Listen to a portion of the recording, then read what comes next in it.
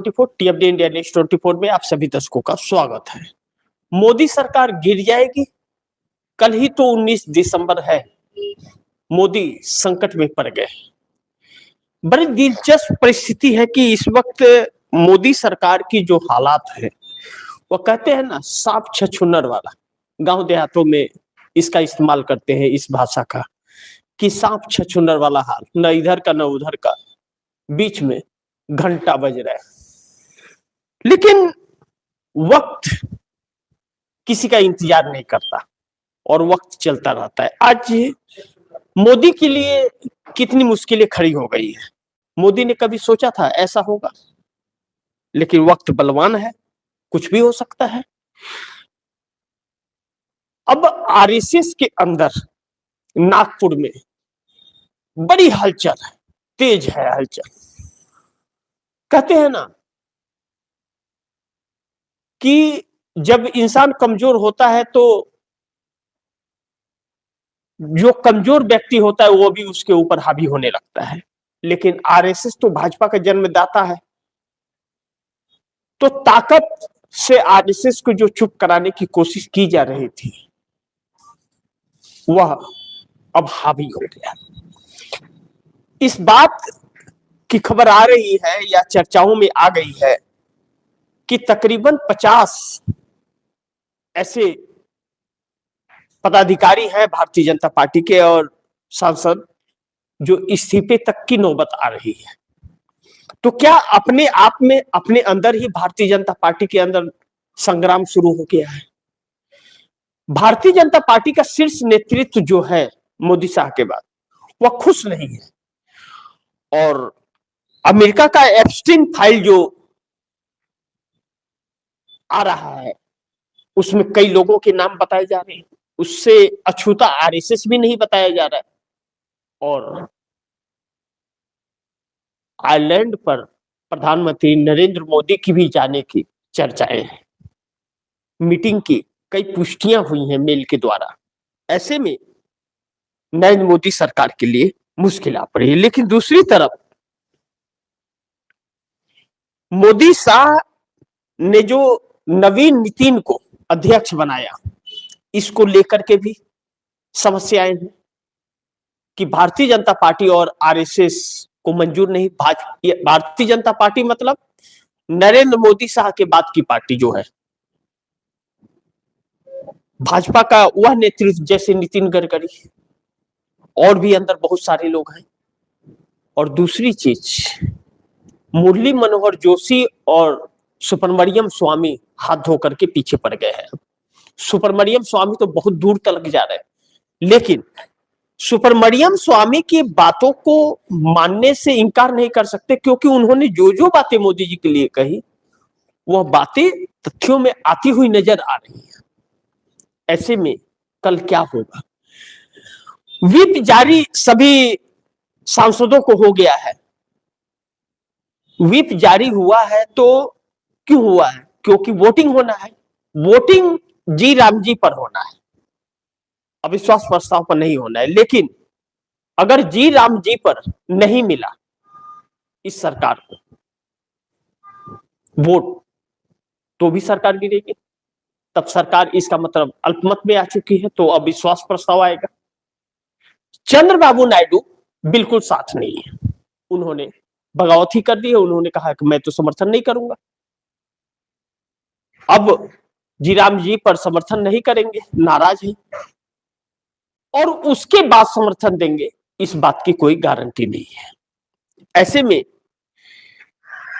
तीन बड़ी अहम सवाल हैं।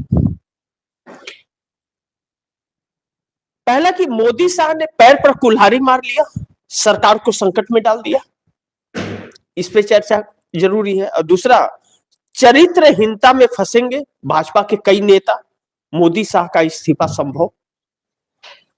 और तीसरा, बहुमत साबित करना होगा मोदी सरकार को, नायडू ने समर्थन देने से किया इनकार।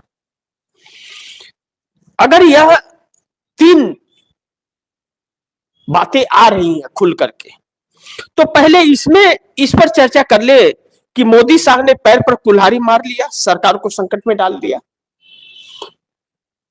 तो इससे यह मोदी सरकार और शाह ने पैर पर कुल्हाड़ी नहीं मारी, कुल्हाड़ी पर कई बार पैर को दे मारा है। पैर पर कुल्हाड़ी नहीं मारी है, कुल्हाड़ी के ऊपर जबरदस्ती पैर कई बार दे मारा है। वह वाली परिस्थिति है। अब आरएसएस नाराज, 240 सांसदों में से एक गुट नाराज, और समर्थक जो सहयोगी दल है वह नाराज। अब बड़ी महत्वपूर्ण यह है कि सरकार को संकट में डाला है जो राहुल गांधी और सोनिया गांधी को ईडी के द्वारा जो पूछताछ 50-50 घंटे बैठा करके की गई थी, जिस नेशनल हेराल्ड केस के अंदर चार्जशीट दाखिल हुई, 10 सालों से वह गाथा बदनाम करने की साजिश और कोशिश की जा रही थी, जेल डालने की कोशिश की जा रही थी, वह काला चिट्ठा देश के सामने आ गया, विश्व के सामने आ गया कहिए कि राजनीतिक द्वेष से दुश्मनी निकालने के लिए यह सारी चीजें की जा रही थी। एक फ्रॉड, सोची समझी रणनीति के तहत यह किया जा रहा था भारतीय जनता पार्टी यानी नरेंद्र मोदी और अमित शाह के द्वारा।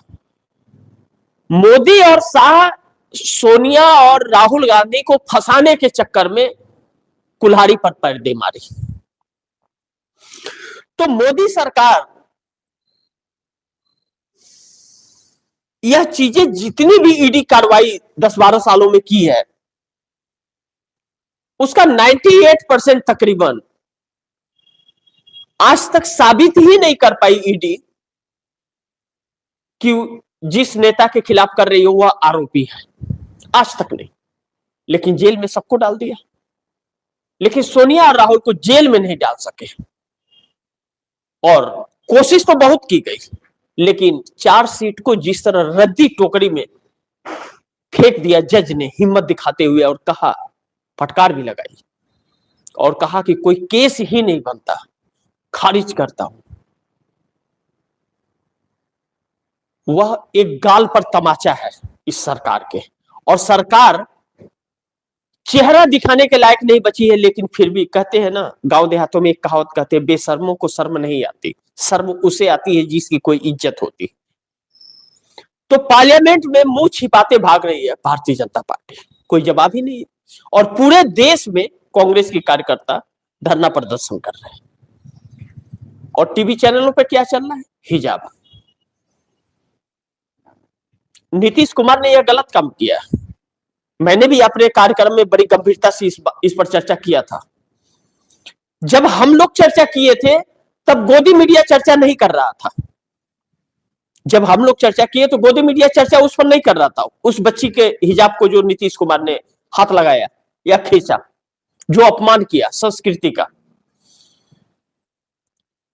लेकिन जैसे ही पीएमएलए कोर्ट का फैसला आ गया कि सोनिया और राहुल पर कोई आरोप ही नहीं बनता है, इन्हें राजनीतिक द्वेष से फंसाने की यह कोशिश है, और इस केस को खारिज करता हूं, और रद्दी टोकरी में फेंक दिया चार्जशीट को ईडी के, तुरंत हिजाब चलने लग गया।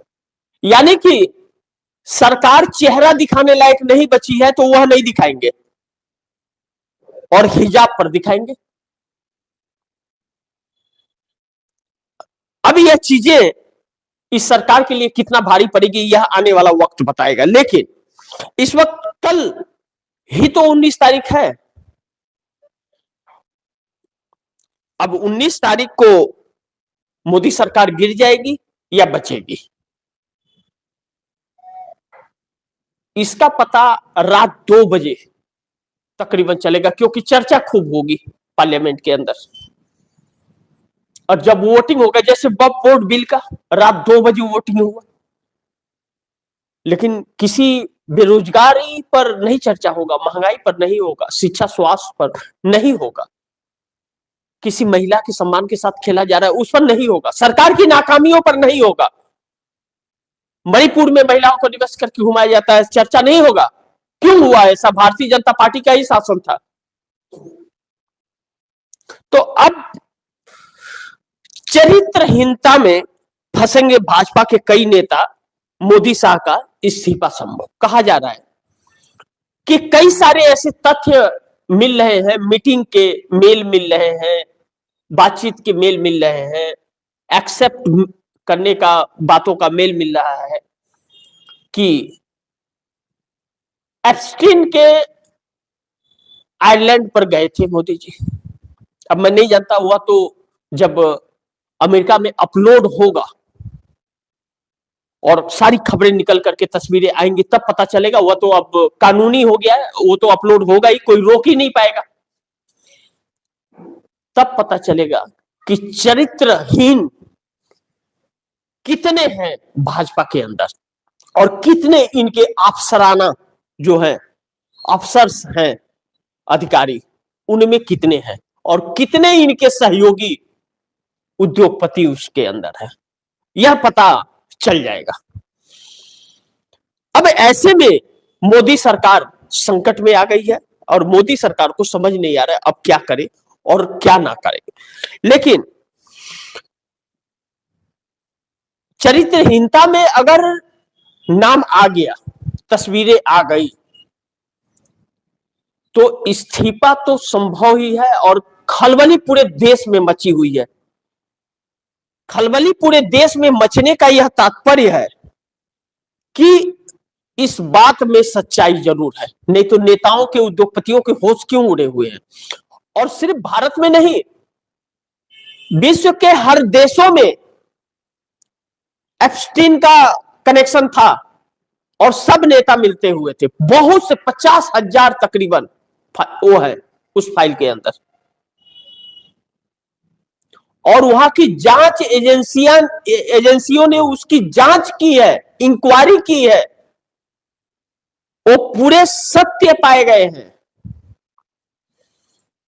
तो अब जब आएगा सारा भेद खुल करके, तब पता चलेगा कि असलियत क्या है और कौन कौन चेहरा छिपाता है। पृथ्वीराज चौहान जो महाराष्ट्र के पूर्व मुख्यमंत्री हैं, वह खुल करके सामने आ गए हैं और कह रहे हैं कि चेहरा दिखाने लायक भी नहीं बचेंगे लोग, इस्तीफा तो देना पड़ेगा, सरकार तो बदलेगी। इतना कॉन्फिडेंस कहां से आ रहा है?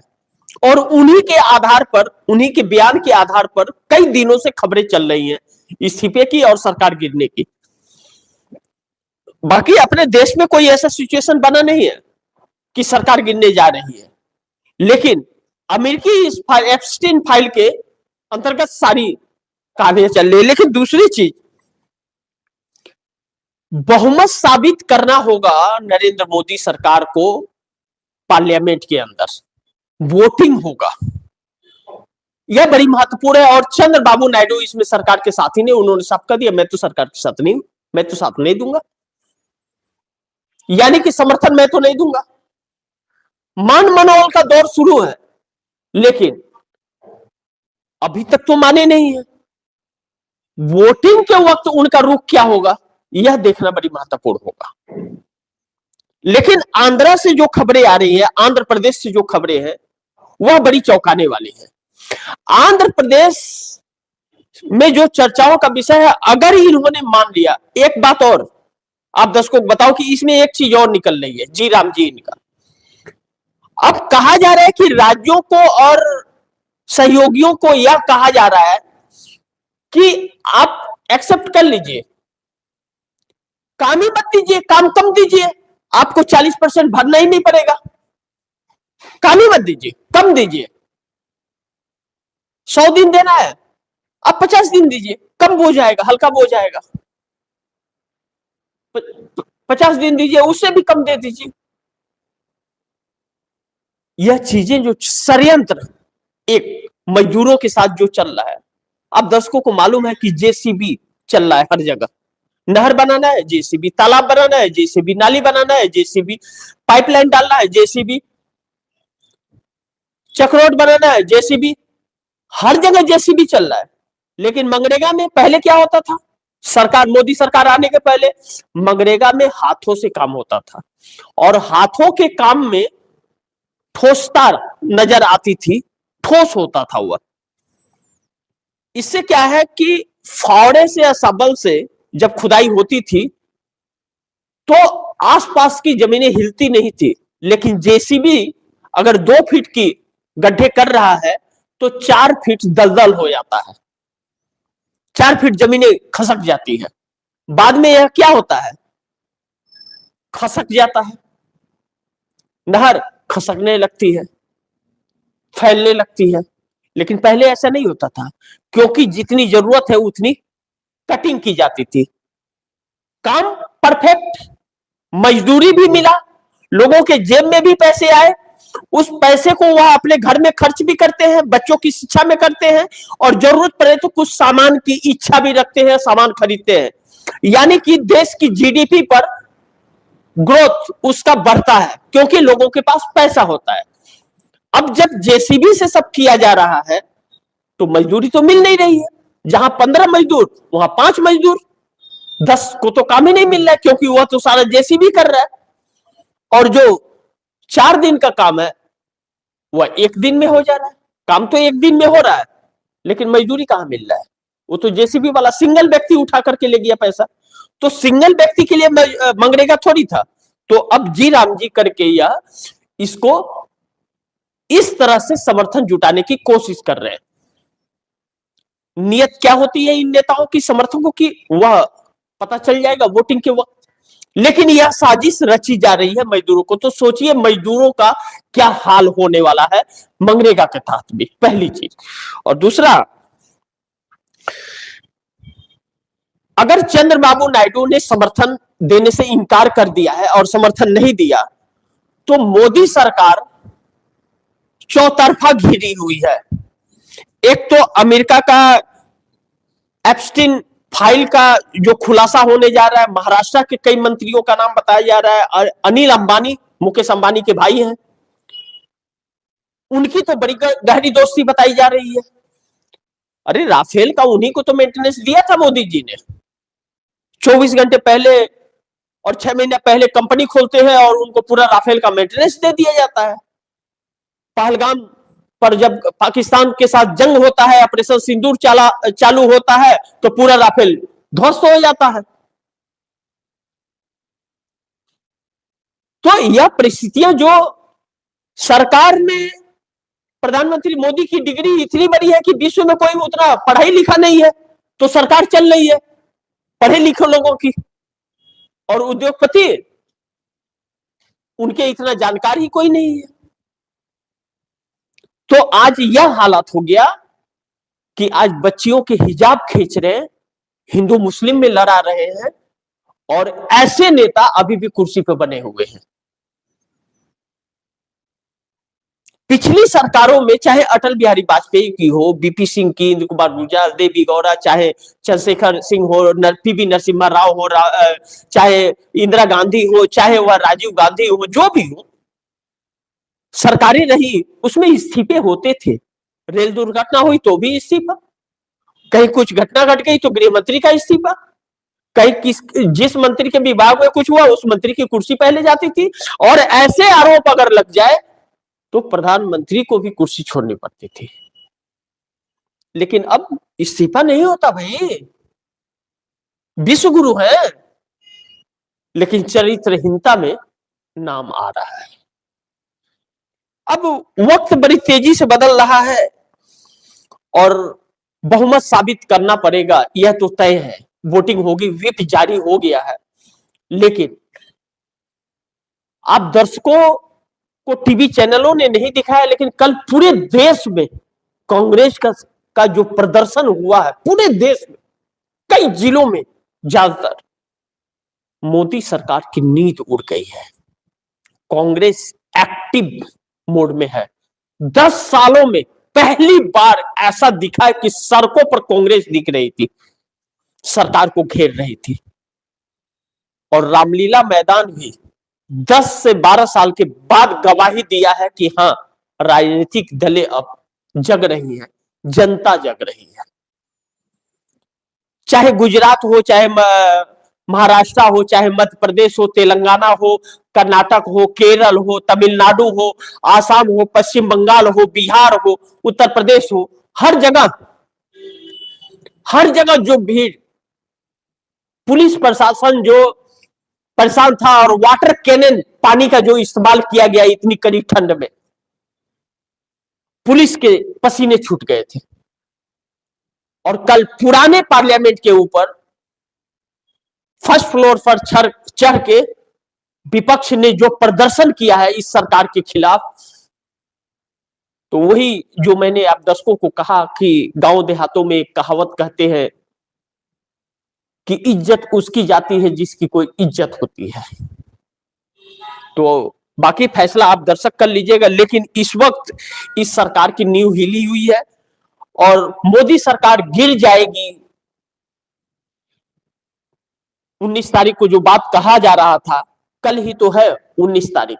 संकट में पड़ गए हैं मोदी, इस बात से इनकार नहीं किया जा सकता। थोड़ा सा इंतजार कीजिए, सब कुछ खुलासा हो जाएगा और सारी चीजें सामने आ जाएंगी। क्या सच है क्या गलत, देखना बड़ी महत्वपूर्ण होगा। लेकिन पार्लियामेंट के अंदर जो वोटिंग होगा वह भी नेताओं के चेहरे से नकाब उतारने वाला होगा।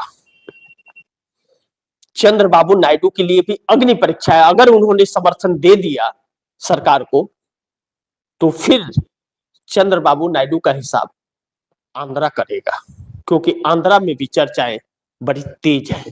तो इसी के साथ आप दर्शकों से इजाजत चाहूंगा, अगली खबर के साथ फिर हाजिर होऊंगा। लेकिन गुजारिश है कि इस खबर को ज्यादा से ज्यादा शेयर कीजिए, अपने दोस्तों को भी कहिए आगे शेयर करें। आपने अगर चैनल को सब्सक्राइब नहीं किया सब्सक्राइब कर लीजिए, अपने दोस्तों को भी कहिएगा चैनल को सब्सक्राइब करें। मिलते हैं अगली खबर के साथ, तब तक के लिए नमस्कार।